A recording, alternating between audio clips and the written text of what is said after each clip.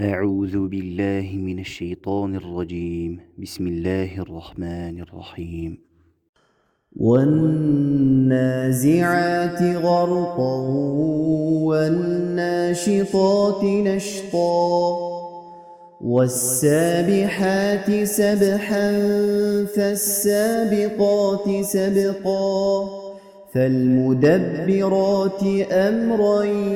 يوم ترجف الراجفة تتبعها الرادفة قلوب يومئذ واجفة أبصارها خاشعة يقولون أئنا لمردودون في الحافرة أئذا كنا عظاما نخرة قالوا تلك إذا كرة خاسرة فإنما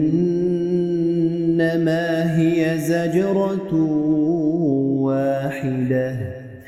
فإذا هم بالساهرة هل أتاك حديث موسى إذ ناداه ربه بالواد المقدس طوى اذهب إلى فرعون إنه طغى فقل هل لك إلى أن تزكى وأهديك إلى ربك فتخشى فأراه الآية الكبرى فكذب وعصى ثم أدبر يسعى فحشر فنادى فقال أنا ربكم الأعلى فأخذه الله نكال الآخرة والأولى إن في ذلك لعبرة لمن يخشى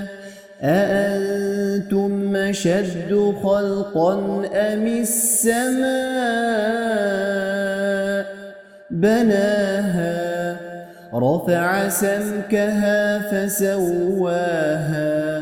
وأغطش ليلها وأخرج ضحاها والأرض بعد ذلك دحاها أخرج منها ماءها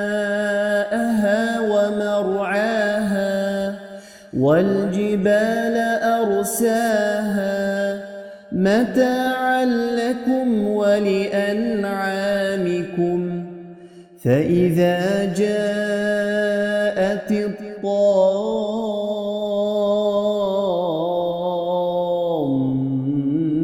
الكبرى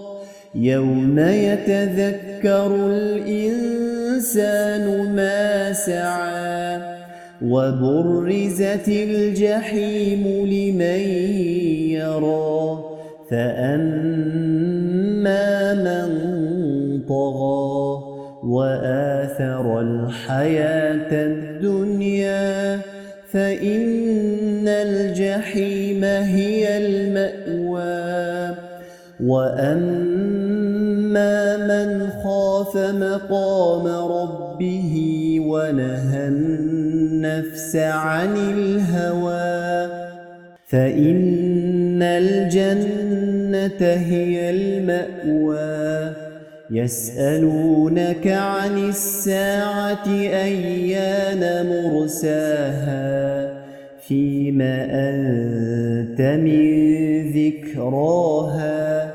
إلى ربك منتهاها إنما أنت منذر من يخشاها كأنهم يوم يرونها لم يلبثوا